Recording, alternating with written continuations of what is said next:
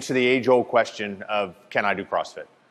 So what we want to do today is give everybody sort of an opportunity to meet a range of athletes in different skill levels, different experience levels, and how we can modify a workout to fit any fitness level, any physical any physical disparagements or things like that that we struggle with. We can work with all athletes. I'll give you guys an opportunity to just meet the athletes. What we're going to do is just have a coach regularly run the class. I'm going to be your mic man today and sort of talk about what we're doing and why we're doing it.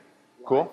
Well, oh yes, live in action packed. Yeah, I know it is. Cool. So, yeah, cool guys. So this is Erin.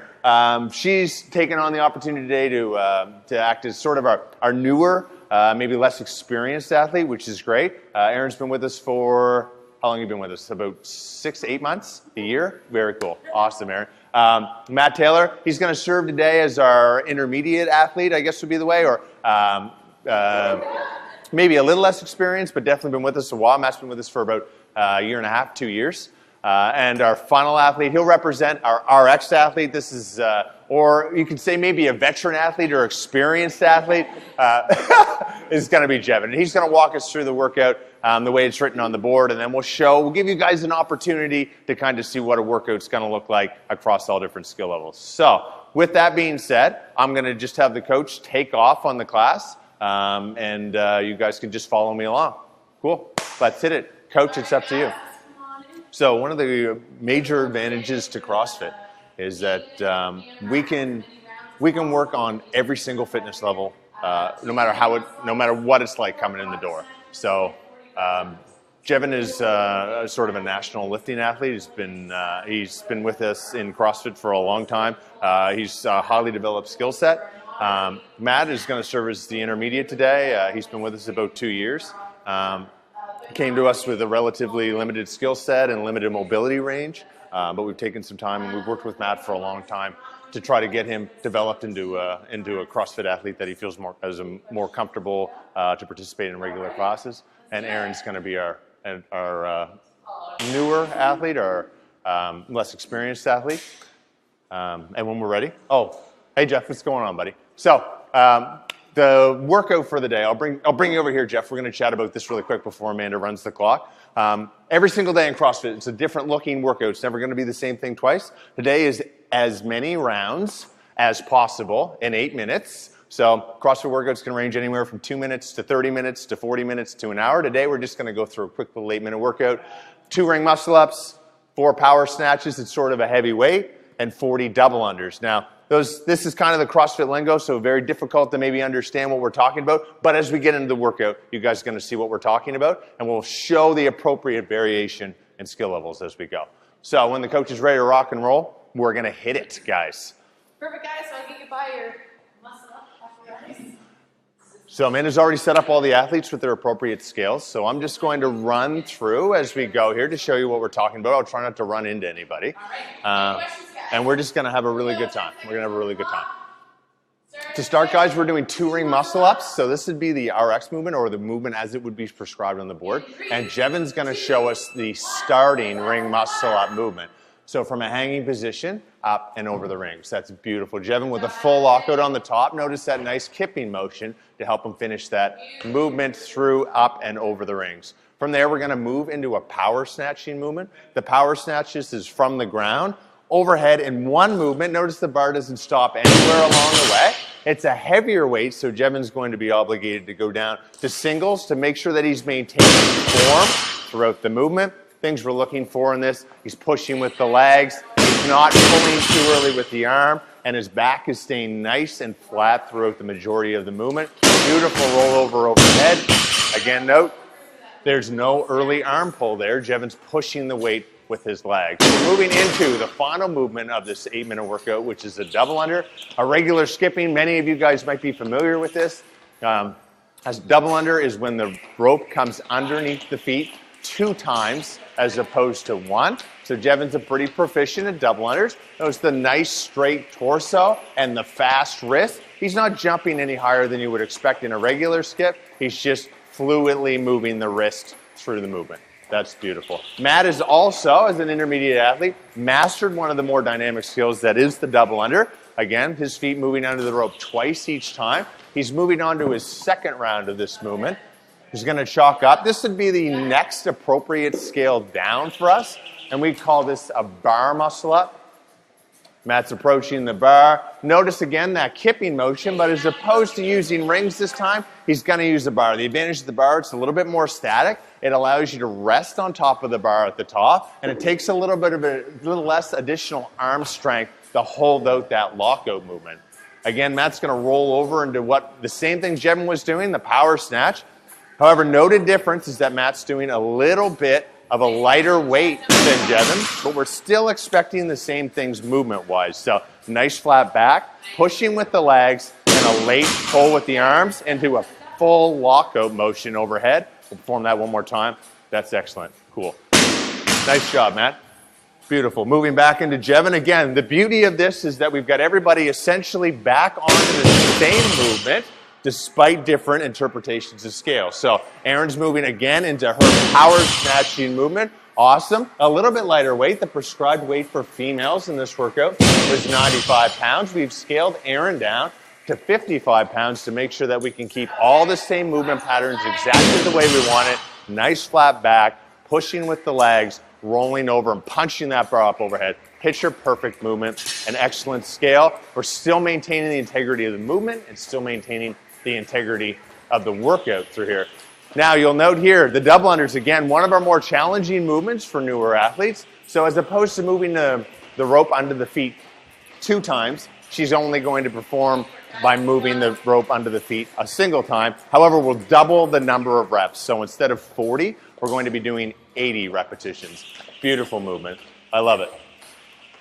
Again, things to notice, guys, in this 8-minute workout, the purpose of what we're looking for and what we're trying to establish is we're trying to make sure everybody is not compromising the integrity of what we're doing in the workout. So what I mean by that is it's 8 minutes of really hard work, some highly skilled movements, but we don't want anybody prohibited by the movement so that they've come to a total standstill. So you can see everybody's fully active. Despite the variety of movements, everybody is still essentially in the same part of the workout. So they're all working equally hard and equally challenging. It's a great opportunity for us to talk about a pull-up scale. So ring muscle up, incredibly challenging.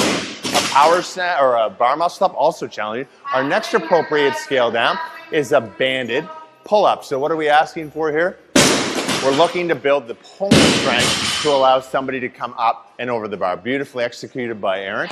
We've got her on the purple band. We have a variety of bands for a variety of different level of athletes. So we got purple, we can go purple-green, which should be even bigger. We can have a rainbow of colors there to make sure that everybody has what they need in order to get that pulling motion out of that. What we're asking for Erin is to essentially double the number of repetitions on the pull-ups when she's back on there. So instead of doing 2 pull-ups, she'll be doing 4, or the coach may even have her stack for more, somewhere between 4 and 8, to make sure she's still, again, getting what she needs out of the workout. Awesome. Jevin and Matt in a very tight heat here. They're moving very well, very quickly together. Again, notice as we're moving along here, we've all hit the ropes at the same time. This is a sure sign that the coach has ideally scaled this workout so that every athlete is getting what they need out of it. So nobody's fallen too far behind, nobody's gotten too far ahead, despite the fact that we have this range of athletes working. So Jevin's back on our skipping, or on the ring muscle ups, beautiful, still performing that nice beautiful kip we see into that transition movement. Very nice, very athletic. Matt again, still finding room on the bar muscle up, and Erin's moving back over to the pull-ups again.